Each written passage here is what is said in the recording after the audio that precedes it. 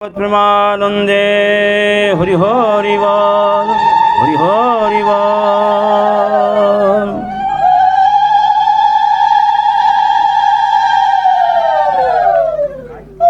শ্রীযুত পদকমলং শ্রীগুরুণ বৈষ্ণবন্তং শ্রীরূপং শক্রজাতং সহগণ রঘুনাথং বিতং তং সজীবম সাধুতং সবদ্ধূতং পরিজন সহিতং শ্রীকৃষ্ণ চৈতন্য দেবং শ্রীরাধা কৃষ্ণং পাদন সহগণ ললিতা শ্রী বিশাখানিতাং চ।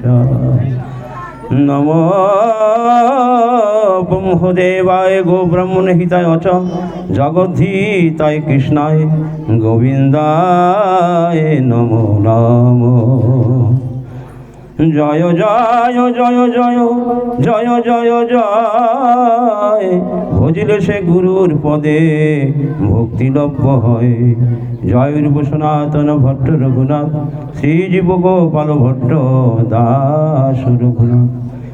এই সাই গোসারি করি শরণ বন্দন, যা হইতে বিঘ্ন নাশ অভীষ্ট পূরণ। মনের আনন্দে বল হরি ব্রজ বৃন্দাবন, মধুর মধুর বংশী বাজে এই সে বৃন্দাবন। বিষয় ছাড়িয়া কবে শুদ্ধ হবে মন, কবে হাম হেরিব শ্রী রস বৃন্দাবন। রূপ রঘুনাথ পদে রূপ আস, প্রার্থনা করিয়ে সদা সনাতন দাস। জয় জয় গোপাল গিরিধারী শ্রীকৃষ্ণ মহাপ্রভু প্রেমানন্দে হরি হরি বল, হরি বল। আসরে আমার অনাদির আদি শ্রী গোবিন্দ চরণে আমার শত শত নমঃ।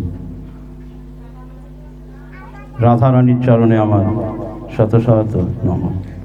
উপস্থিত আসরে সমাগত ভক্ত তাদের চরণে আমার শত শত নমঃ, এবং ভক্তিমতী মায়েদের চরণে আমার শত শত নমঃ।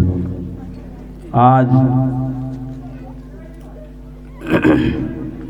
শ্রদ্ধেয় শ্রীযুক্ত মোহাম্মদ শিকদার এবং ওনার ভাই শ্রীযুক্ত বিপুল শিকদার, আজ ওনার বাড়িতে বৈষ্ণব সভার আয়োজন হতে চলেছে। সত্যি করে গোটা বেড়ে গেছে মনে হয়। আজ আপনারা ওনার আলয়তে আজ সমাগত হয়েছেন। সত্যিকারে এই ভক্ত সমাগম সময় না হলে হয় না। এই আসরটা এই অগ্রহায়ণ মাসের শেষের দিকে হওয়ার কথা ছিল, যাই হোক যে কোনো কারণে এটা হয়নি। আজ সেই শুভদিন শুভক্ষণ সেই আসর ওনারা আয়োজন করেছেন। তাছাড়া প্রতি বছর এই সময়টা ওনারা এই বৈষ্ণব সভা দিয়ে থাকেন। সত্যিকারে এত ভক্ত সমাগম হয়। এর আগেও গতবার আপনাদের সাধুগুরুর কৃপায় এখানে ভাগবত আয়ন করে এখানে ভক্ত সমাগম করা হয়েছিল। পুনরায় আবার সেই দিন সমাগত ওনার মায়ের প্রীতি উদ্দেশ্যে এই যে ভাগবত অনুষ্ঠান, এই যে বৈষ্ণব সভার অনুষ্ঠান, এটা প্রতি বছরে ওনারা দিয়ে থাকে। যাই হোক, এই পূর্বপুরুষের আশীর্বাদেই এই ভক্ত সমাগম হয়। পূর্বপুরুষের আশীর্বাদ না হলে এত বড় ভক্ত সমাগম, এত বড় বৈষ্ণব সেবা এটা সম্ভব হয় না। ওনাদের আশীর্বাদ একান্ত প্রয়োজন। তাই আমরা পৃথিবীতে যারা যারা এই পৃথিবীতে মানব জন্ম নিয়ে এসেছি এই মা বাবার জন্যেই। তাই মা বাবাকে শ্রদ্ধা জানানো এটা আমাদের অবশ্য কর্তব্য। তাকে আমরা যেন যতদিন এই প্রাণ থাকে ততদিন যেন আমরা তাদের শ্রদ্ধা জ্ঞাপন করি, শ্রদ্ধা থেকে কখনো যত বঞ্চিত না হই। যাই হোক, আজকে সেই শুভক্ষণ শুভদিন। আর আমি যে এই ভাগবত ব্যাসাসনে উপবেশন করেছি, সত্যিকারে এটা তো ব্যাসদেবের আসন। এখানে আসনে বসার উপযুক্ত আমি নই। তাই আপনারা যারা যারা এই আসনে সমাগত ভক্তবিন্দু এসেছেন, এই অধমকে কিঞ্চিত কিঞ্চিত আশীর্বাদ দান করবেন। আপনাদের আশীর্বাদের ফলে যদি আমার মুখ থেকে কিছু কৃষ্ণ কথা, হরি কথা, সাধু কথা, গৌর কথা হতে পারে, আর ভুল ত্রুটি হলে মার্জনা করবেন। কেননা এই ভাগবত সমুদ্র স্বরূপ অগাধ সমুদ্র, যার কুল কিনারা পাওয়া যায় না, মুশকিল। তাই এহেন শাস্ত্র সম্বন্ধে আমি কি আলোচনা করব। যাই হোক, আপনারা কিঞ্চিৎ কিঞ্চিৎ আশীর্বাদ দান করবেন। যেমন চাঁদের কোনো আলো থাকে না, সূর্যের থেকে আলো নিয়ে চাঁদ বিতরণ করে, তদ্রূপ আপনারা আমাকে যেভাবে আশীর্বাদ করবেন, সেই স্বরূপ আপনারা সেই অনুযায়ী, সেই আশীর্বাদ অনুযায়ী আবার সেটাই ফেরত পাবেন। তাই অধমকে একটু আশীর্বাদ করবেন, যাতে আমার এই কৃষ্ণপদে মতি হয় এবং যেন মানব জীবন আমি সফল করতে পারি। সারা জীবনটা যতদিন থাকি না কোনো পৃথিবীর পরে, যেন আমার এই হরিপদে মতি হয়। আর ভুল ত্রুটি মার্জনা করবেন, কেননা ভাগবত আলোচনা করতে গেলে বিশেষ বিদ্যার প্রয়োজন, জ্ঞানের প্রয়োজন। তাই আমার মতো অধম, জ্ঞান শূন্য, ভক্তি শূন্য কিছুই নাই আমার মধ্যে। যাই হোক, আপনাদের সাধুগুরুর চরণে আমার পুনরায় শত শত নমন। ভাগবত তাই এখানে আসছে তৃতীয় স্কন্ধ, জননী সংবিধানে কপিল ভক্তি ও সাংখ্যযোগ বর্ণন। এই বিষয়ে সামান্য একটু পাঠ যাচ্ছি, তারপরে একটু আলোচনায় যাব। কেননা সমাগত ভক্ত যারা উপস্থিত হয়েছেন, তো এরপরে একটু গানবাদ্য হবে। এতদিন পরে যখন সবার আয়োজন করেছে, সবার একটু অভিলাষ যে একটু গানবাদ্য হবে, তাই কিঞ্চিৎ আলোচনায় যাচ্ছি। তারপরে নারায়ণ নমস্কৃত্যং নরচৈব নরোত্তমং দেবীং সরস্বতী ব্যাসং তদো জয় মুদিরায়। আর মৈত্রীরে কহে না শুনো ব্যাসের নন্দন, আর এইদিকে কপিল মুনি মহাতপোধন। শঙ্খযোগ কথা কহে জননীর পাশে, শুনি দেবহিতি মগ্ন হয়েছে হরিষে। সনক জিজ্ঞাসা পুন সুতের সদন, শুনো হে সুত আমার বচন। কপিলের বিবরণ করিয়া বিস্তার, বর্ণন করহ এবে ওহে গুণাধার। পুত্র হয়ে মাতৃপাশে কহে ভক্তি কথা, সে কথা শ্রবণে ঘুচে সংসারের ব্যথা।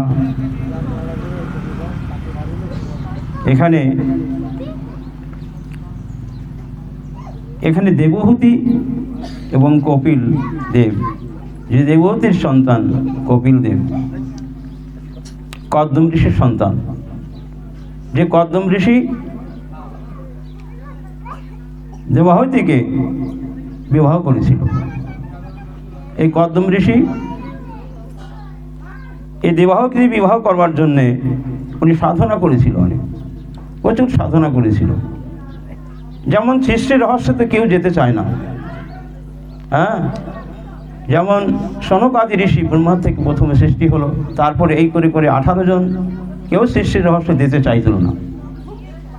পরবর্তীকালে এই স্বয়ম্ভু মনু এবং শতরূপা, স্বয়ম্ভু মনু শতরূপা থেকেই, যেমন এই স্বয়ম্ভু মনু, আমরা যে মানুষ জীবন দায় দিই, আমরা যে মানুষ বলা হয় আমাদের, কেন? আমরা স্বয়ম্ভু মনুর থেকে আসা। ধীরে ধীরে এই যে সৃষ্টির রহস্য ধীরে ধীরে বেড়ে গেছে।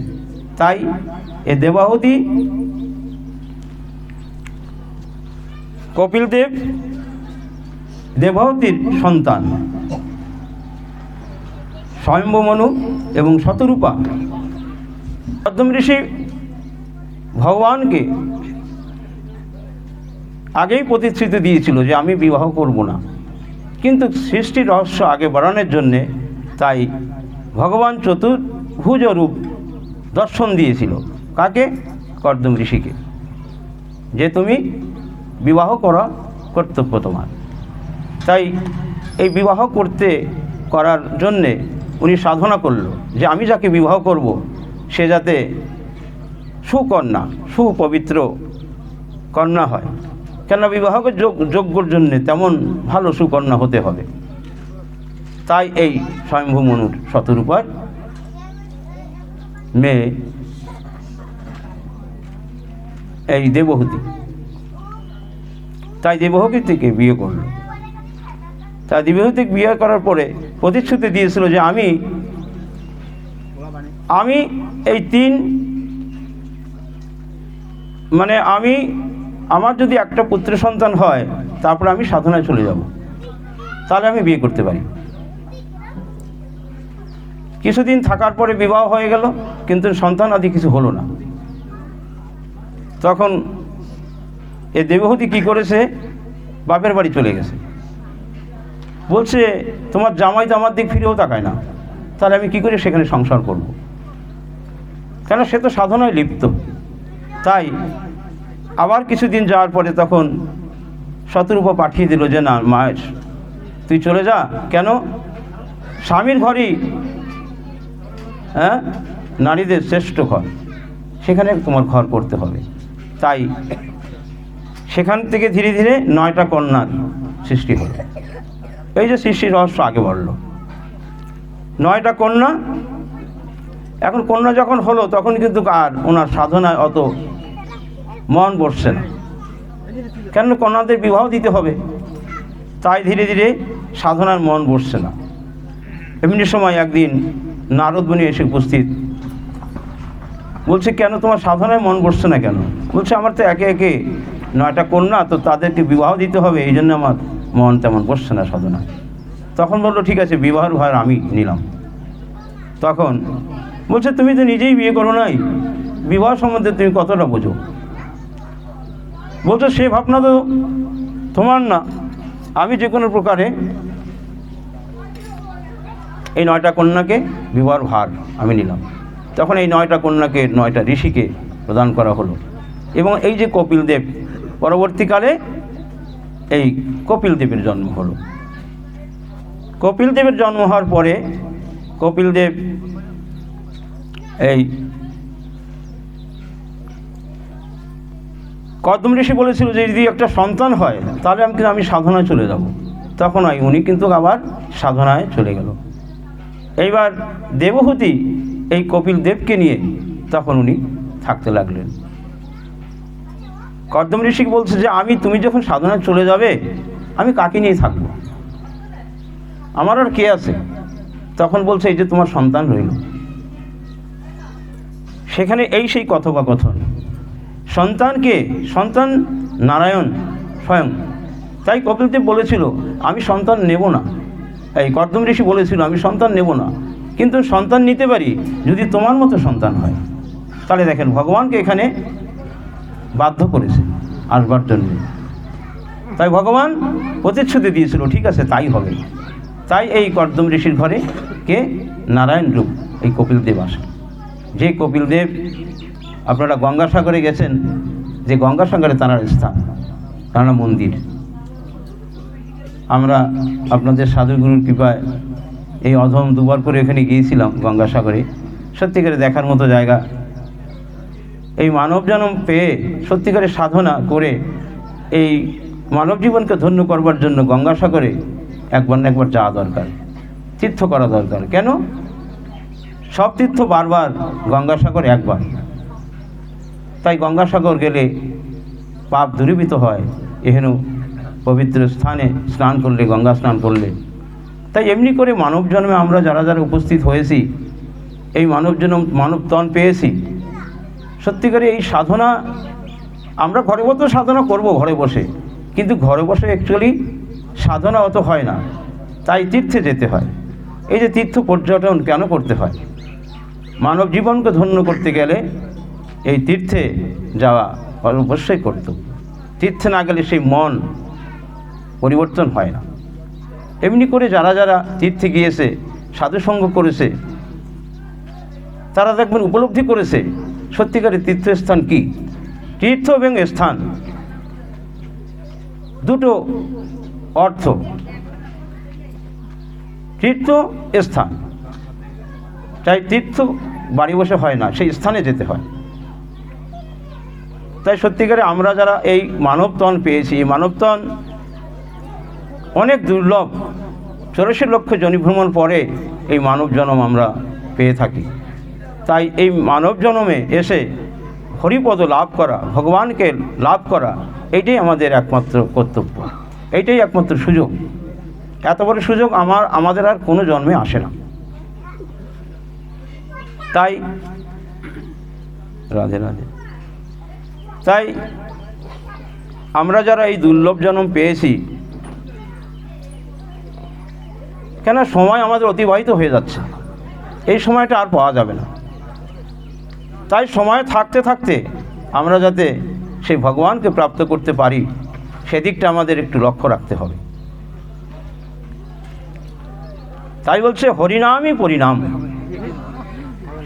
আমাদের যে পরিণাম কি হবে, লাস্ট অব্দি হরিনাম। আমরা যতই পৃথিবীতে এসে যাহা কিছু করি না কেন, একদিন না একদিন এই সব কিছু ফেলে রেখে যেতে হবে। সঙ্গে কে যাবে? ওই হরির নাম যাবে। তাই হরির নামই পরিণাম। যেমন হরিদাস, ব্রহ্ম হরিদাস।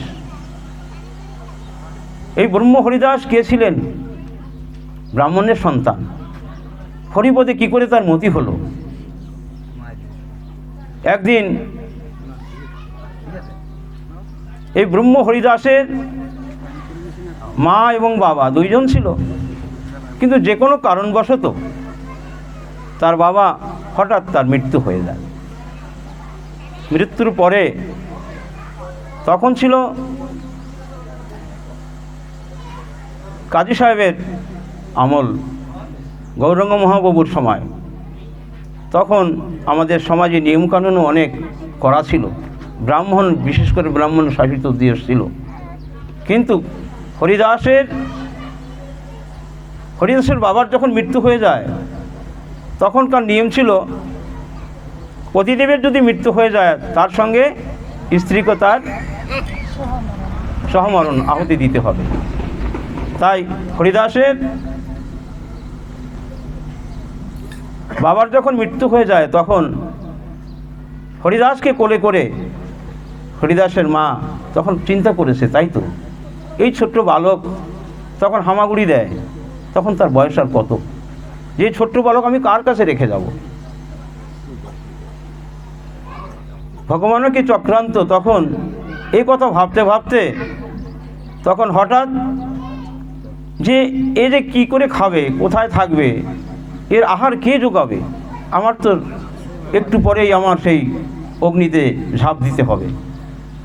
তাই এমনি সময় কি করলো, একটা টিকটিকি হঠাৎ সামনে পড়লো। দেখে যে টিকটিকিটা পড়ার পরে সঙ্গে সঙ্গে সে নিজেই আহার করছে। তাহলে মনের মধ্যে আসলো, তাহলে আহার তো ভগবানই জোগাড় করে, আমি কার জন্য চিন্তা করছি? আমি যে যার জন্য চিন্তা করছি, এই ভগবান তো, তার আহার ভগবান যোগাবে, কেন বৃথা আমি তার চিন্তা করছি? তখন মনের মধ্যে বিশ্বাস এসে গেল যে এই যে শিশু, আমি যদি চলেও যাই, কিন্তু ভগবান যে কোনো প্রকার এর আহার ব্যবস্থা করবে। এইটা মনের মধ্যে ভেবে তখন নিয়ম পালন করতে গিয়ে তখন অগ্নিতে ঝাঁপ দিল। এবার হরিদাসের আর কেউ নাই। তখন ব্রাহ্মণ সমাজ এমনি করে দাউ দাউ করে অগ্নি জ্বলতে লাগলো। ধীরে ধীরে সন্ধ্যা হয়ে গেল, রাত ঘনিয়ে আসলো, কিন্তু হরিদাসকে কেউ কিন্তু বক্ষে করল না। হরিদাস ওই শ্মশানে কাঁদতে আরম্ভ করলো, কারণ সে তো বালক, সে তো কিছু বোঝে না। কেউ তাকে বরণ করলো না, সবাই যার যার বাড়ি চলে গেল। হরিদাসের বাবার এক বন্ধু ছিল হবিউল্লাহ, মুসলমান। সে খবর পেল যে তার বন্ধুর মৃত্যু হয়ে গেছে, সে পরক্ষণে খবর পায়। তাই সে ছুটে গেল সেখানে। ছুটে গিয়ে তখন দেখে যে সেখানে কেউ নাই। হরিদাস হামাগুড়ি দিচ্ছে আর রন্ধন করছে। বলছে, হায় রে সমাজ, এনো ছোট বালক, তাকে নেওয়ার মতো একটা লোক হলো না এই পৃথিবীতে। তখন হরিদাসকে বুকে জড়িয়ে ধরল।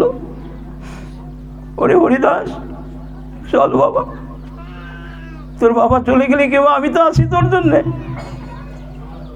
তখন হরিদাস তো বোঝে না, তখন বুকে জড়িয়ে ধরে চলে গেল। গিয়ে বলছে বেগমকে, বলছে, বেগম, আমাদের তো কোনো সন্তান নেই, সন্ততি একটা মেয়ে, তাই তোমাকে এই সন্তান দান করলাম।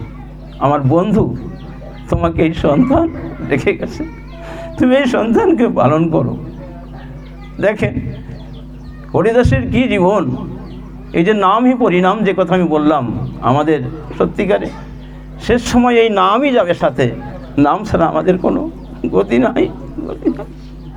তাই তো গৌরাঙ্গ মহাপ্রভু বলেছিল, হরের নাম হইব, হরের নাম হইব, হরের নাম হইব কেবলম কৌল নাস্তব্য নাস্তব্য নাস্তব্য গতির অন্যথা। হরের নাম ছাড়া গতি নাই, গতি নাই, গতি নাই। এই কথা উনি 3 বার উচ্চারণ করেছে। তাই হরিদাস এই ব্রাহ্মণ কুলে জন্মগ্রহণ করে মুসলমানের ঘরে লালন পালন হয়েছে। হরিদাস যখন ধীরে ধীরে বড় হতে লাগলো, হরিদাসকে দিয়ে তখন কি করবে? কবিরার তো কোনো সন্তান নেই। তখন বলছে, বাবারে তুই গরুগুলো দেখে আয়। তখন এই গরু চড়াতে দিত। কবিরুল্লাহ গরু চড়ায়।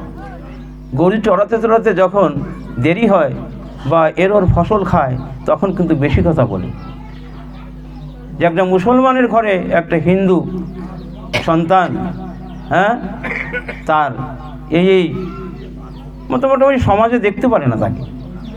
কিন্তু কবিরুল্লাহ যে ব্রাহ্মণ সন্তান, দেখেন ব্রাহ্মণ সন্তান হলে তার কিন্তু একটা ব্রহ্মত্ব থাকে। যেখানে থাকুক না কেন, সে যে ব্রহ্মত্ব তেজ, সেই তেজ কিন্তু তার পরিবেষ্ট থাকে।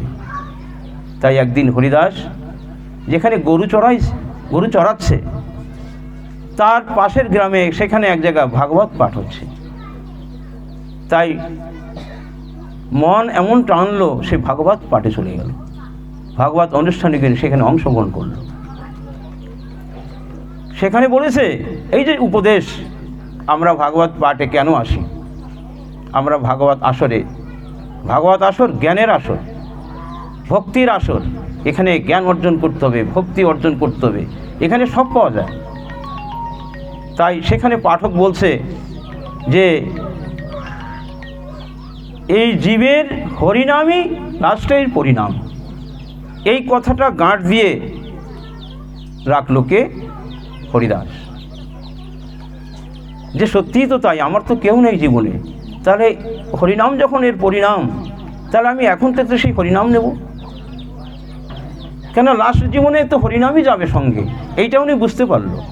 যখন আমরা যে এই যে সমাগত হয়েছি, এখানে ভাগবত যে আলোচনা হচ্ছে, ভক্তির আলোচনা, যে আমরা মানব জীবনে আমাদের করণীয় কী, এইটা আমাদের আলোচনা হচ্ছে। কিন্তু এইটা আমরা অনেকে বুঝেও কিন্তু বুঝি না।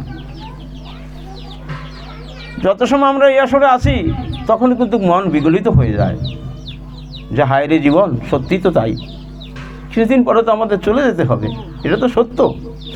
তাহলে আমরা আমাদের জীবন থাকতে থাকতে সেই পরম পিতাকে আমরা কেন স্মরণ করছি না, তার শরণাপন্ন কেন হচ্ছি না? এইটা মনের মধ্যে আসার পরেও আমাদের কিন্তু যখন আমরা বাড়ি যাই, তখন কিন্তু সেইটা ভুলে যাই। মায়াতে আমাদের আবিষ্ট করে, মায়াতে আমাদের জড়িয়ে ধরে। তাই হরিদাস চিন্তা করলো, তাই তো আমার তো লাস্ট পরিণাম এই হরিনামই হবে, তাহলে আমার তো কেউ নাই, তাহলে আমি এখন কেন না সেই হরিনাম গ্রহণ করব? রাধে রাধে। তাই এইভাবে যখন ভাগবত পাঠে চলে গেল, এদিকে গরু বাছুরগুলো সব ছুটে এদিক ওদিক চলে গেল, এর ওর ফসল খেয়েছে।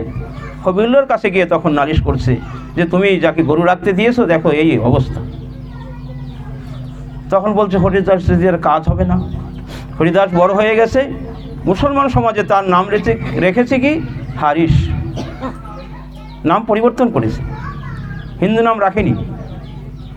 হারির যখন বড় হয়েছে তখন বলছে ওকে যদি বিবাহকে বন্ধনে আবদ্ধ করতে পারি তাহলে কিন্তু ওর হরির নামে অত ইয়ে থাকবে না। এই খবর যখন ধীরে ধীরে শুনতে পায় হরিদাস যে আমাকে তো বিবাহ দেবে মুসলমান সমাজে, তখন কিন্তু মন আর স্থির থাকতে পারে না। তখন কি করে ওখান থেকে তখন চলে যায়। প্রথম হরিনাম কার কাছ থেকে শুনে? নিত্যানন্দ মহাপ্রভুর কাছ থেকে হরিনাম শুনে। এই যে নামের নামই যদি আমাদের মুখ শুদ্ধ হয়, যেমন ভালো অনুষ্ঠান দিতে গেলে, ভালো উপদেশ পেতে গেলে যার দ্বারা উপদেশ দেওয়া হবে সেই ব্যক্তিটি যেন শুদ্ধ হয়, তাহলে কি হয় তার বাক্য সিদ্ধি, তার কথা কাজে লাগবে। এখন আমি একটা কথা বললাম, আমি নিজেই পালন করি না কথার কথা, তাহলে কিন্তু সেটা অত অ্যাকশন হবে না। তাই বাক্য সিদ্ধি হতে হবে, চেষ্টা করতে হবে। ভগবানের যে নীতি নিয়ম আমাদের মানব জন্মে এসে যেগুলো নিয়ম পালন করা কর্তব্য, যেমন আহার, হ্যাঁ, এই আহারের শুদ্ধতা একান্ত দরকার। যদি আহারের শুদ্ধতা না হয় তাহলে কিন্তু আমরা যা সাধু লাইনে যা গ্রহণ করব, সাধু পথে যে এগোবো, আমাদের যদি আহার সুশুদ্ধতা না হয় তাহলে কিন্তু বাধা পড়ে যাবে। আহার, নিদ্রা, মৈথুন, ভয়, এই চারটা। প্রথম হচ্ছে আহার, তারপরে নিদ্রা। নিদ্রা কয় ঘন্টা যাওয়ার নিয়ম? অ্যাকচুয়ালি 4 ঘন্টা যাওয়ার নিয়ম। 4 ঘন্টাকে যদি 5 ঘন্টা যায় তাও ঠিক আছে, কিন্তু 6 ঘন্টা হলে আর চলবে না, সাধন পর্যন্ত ব্যাঘাত আসবে। তাই বলছে যদি 3টার সময় 3:30টার সময় কেউ যদি ঘুম ভেঙে যায় তাহলে বুঝতে হবে যে তার অতীব শুভ। কেন? 3টার পরে, 3:30টার পরে, ধরেন 3:36 পরে আমাদের ব্রহ্ম মুহূর্ত বলা হয়। অনেকে 4টার সময় বলে, কিন্তু শাস্ত্রে লিখেছে 3:36 পরে ব্রহ্ম মুহূর্ত। তাহলে 3:36 সময়টা আমাদের সাধন ভজন করার কর্তব্য। তাই যদি সেই সময় ঘুম ভেঙে যায় তাহলে মানতে হবে যে ভগবান আমাদের প্রতি কৃপা করেছে। কিন্তু দেখা গেল 3টার সময় ঘুম অবশ্য ভেঙে গেছে, কিন্তু না, আমরা ভোরবেলা ঘুমটা আরও বেশি করে নিই, তাই না? পাশ ফিরে আবার শুই যে না আরেকটু না, এটা মানবের কর্তব্য না। এই যে উপদেশগুলো এটুকু আমাকে ধারণ করতে হবে। আমরা হরিবসরে আসবো, যদি সেই নিয়মাবলী পালন না করি তাহলে আমাদের মানব জন্ম সার্থক কোথায়? তাই প্রথম হরিদাস কার কাছে নাম শুনল? নিত্যানন্দের কাছে। এই যে নাম শোনার পরে নামের যে প্রভাব, এই যে জ্যোতি অ্যাকশন, যে দৃষ্টতা থেকে যে আকর্ষণ এত মধুর, তখন নামের প্রতি এত বেড়ে গেল। হ্যাঁ, এদিকে মুসলমান সমাজ তখন বলল যে এই হিন্দু হয়ে এই যে হরিনাম করছে, এই মুসলমান হয়ে যখন হরিনাম করছে, এর হরিনাম বন্ধ করতে হবে। কয়েকবার তাকে বলা হলো, কিন্তু হরিনাম বন্ধ করেনি। তখন কাজীর কাছে নালিশ দেয়। কাজীর কাছে নালিশ দিয়ে বলছে, কাজী সাহেব, খালি কাজীর কাছে মুসলমানরা নালিশ দেয় তা না, আমাদের ব্রাহ্মণ সমাজও কিছু তখন তারাও নালিশ দেয়। কেন? যদি